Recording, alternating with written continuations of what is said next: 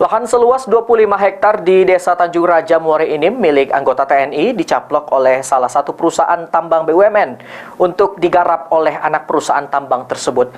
Kini pemilik lahan pun telah membuat laporan ke Polres Muara Enim.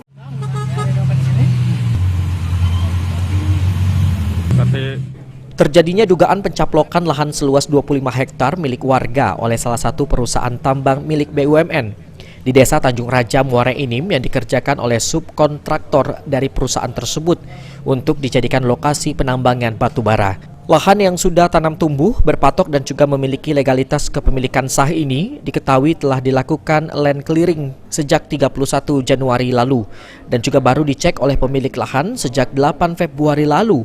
Bahkan sebelumnya sempat dilaporkan oleh Hardiansyah ke Polda Sumsel atas kasus pengerusakan lahan.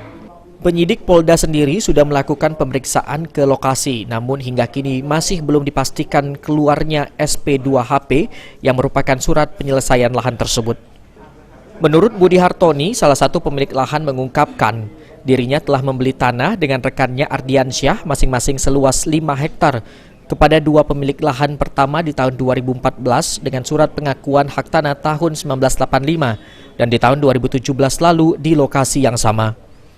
Atas kejadian ini, Budi dan juga Ardiansyah menuntut penyelesaian atas haknya yang dilakukan oleh PTBA. Jika tidak ada etikat baik dari pihak PTBA, Budi dan juga rekannya akan menempuh jalur hukum. Itu pada tahun 2003 ini, bulan 1 tanggal 31. Tapi yang kita ketahui, tanggal 8 itu kita masuk ke lokasi, tanah saya dan Ardiansyah sudah digusur dengan pihak PT Pama.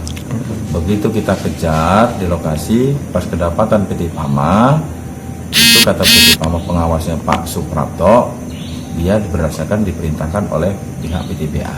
Supaya saya dengan Pak Ardiansyah setelah melihat lokasi kami digusur, saya langsung melaporkan ke Polres dalam pengerusakan lahan kami berdua.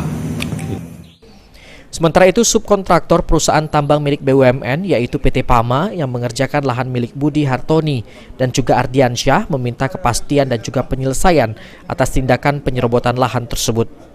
Mardiansyah, PAL TV.